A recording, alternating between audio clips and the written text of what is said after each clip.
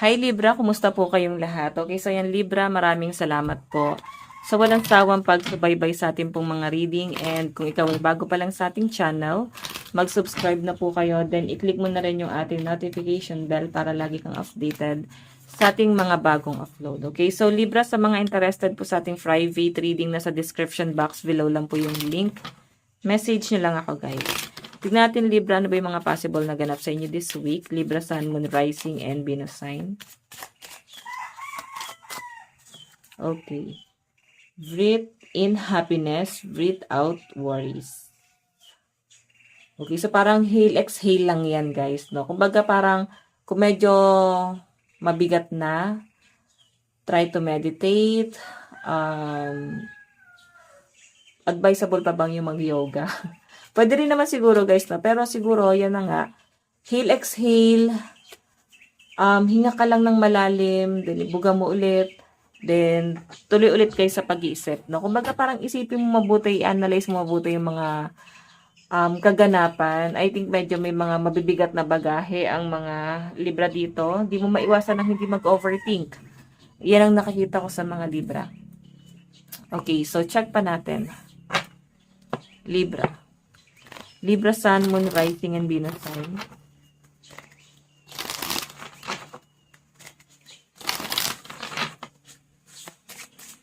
Libra, Sun, Moon, Rising, and Venus sign.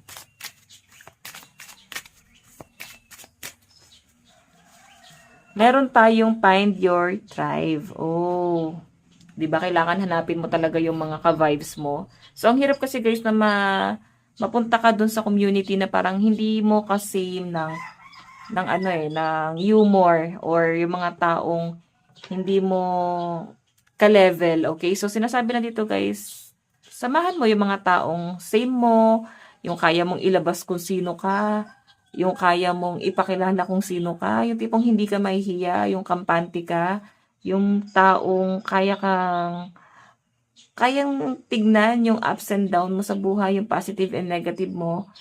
So, yan. Find your tribe. So, I think guys, nahanap mo na. Nahanap mo na, nahihil ka na ngayon. Basahin natin, your spiritual tribe is out there, and once you find your tribe member, rejoice together, motivate each other, support each other, and stick together, share your accomplishment, hopes, desire, and heartbreak, praise each other, and offer the kindest thought, love when needed, there's strength in numbers, you're never alone. O, diba, nakakatuwa? Kasi once na ka-vibe mo talaga yung isang tao, guys, promise. Para kang namomotivate, then, parang nire-respeto nila yung decision mo, and mataas din ang chance na parang nakakatulong din siya, guys, sa growth mo, sa mental health mo. Pag tamang tao yung mga sinasamahan nyo. Okay? Wala naman kasi talaga, guys, talagang tamang tao. Ang madaling words talaga doon, yung mga taong ka-vibes mo talaga. Kasi, kahit tama yan, kung hindi mo naman ka-vibes yan, mali pa rin yan sa paningin mo, di ba? So, pwedeng sa inyo guys, hindi mo sila ka-vibes, pero sa iba guys, ka-vibes nila yon. So, yun lang yun guys. So, by the way, check pa natin. Okay, Libra, Sun, Moon, Rising, and Venus sign. Libra, Sun, Moon, Rising, and Venus sign. Libra.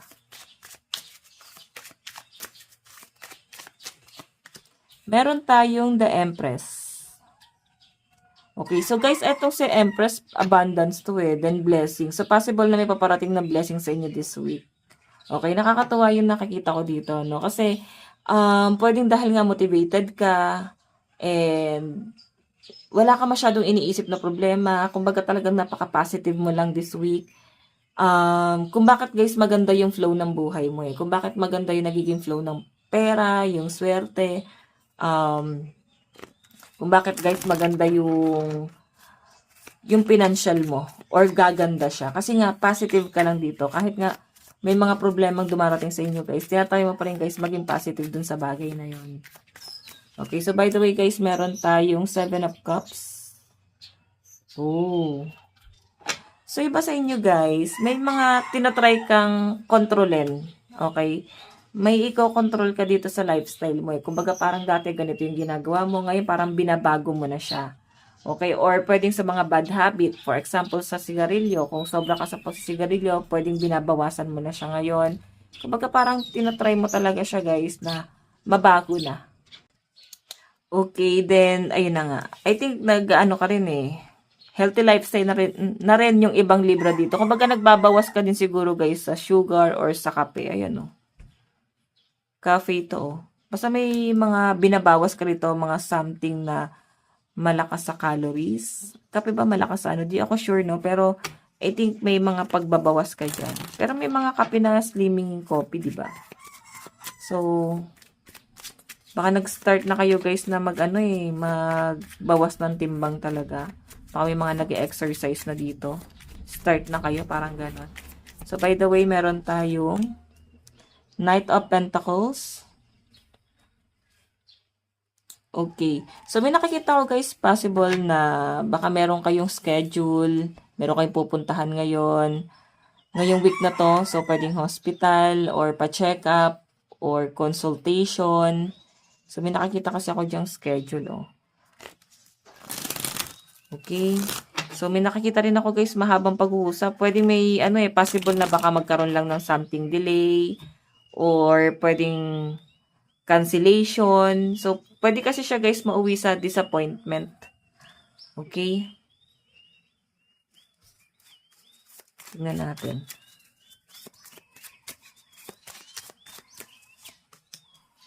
Meron tayong Three of Swords. Oh. Libra, may nakikita ko ditong something cheating issue. Pwedeng madidiscover nyo to. Okay, pwedeng ikakashock mo to. Baka, something confrontation. Baka may cheating sa person mo or ikaw to. Pwedeng may ibang taong na-involve sa relasyon nyo ng person mo. Or pwedeng issue pa rin siya until now. Kumbaga parang mahirap nang burahin sa sistema niya or sa sistema mo. Pwedeng past na siya, no? Okay, tignan pa natin Libra. Libra, Sun, Moon, Rising, and Venus. Kumbaga parang pwede siya guys ma-open up pa rin this week eh. Kumbaga parang magiging issue niya pa rin siya this week. Meron tayong King of Cups. So, may nakikita ko guys, pwedeng parang may mga panlulumo moment. Mag-start ka na mag-overthink dito guys. So, nakikita ko sa inyo Libra. Kumbaga parang di mo naman sana to binibigdil, pero parang nagiging issue siya sa inyo this week. Okay, so possible guys may confrontation, baka kasi nararamdaman mo na, lalo na kung malakas yung intuition mo, no? Pwedeng na-feel mo or pwedeng siya. Parang, basta pwede may mga pagseselosan kayo dyan. Okay, advice. Meron tayong cool your emotions. So, relax ka lang. Bago magkaroon ng mga ganitong confrontation or bago magselos, alamin mo na yung sitwasyon. Mamaya, nag-overthink lang pala. Okay, relax nyo yung emosyon nyo. So, by the way, ingat-ingat ka lang din sa mga desisyon. Huwag masyadong magpaka-impulsive dito. Okay, so Libra, ito lang po ang inyong reading this week. Maraming salamat. God bless and love you. Bye-bye.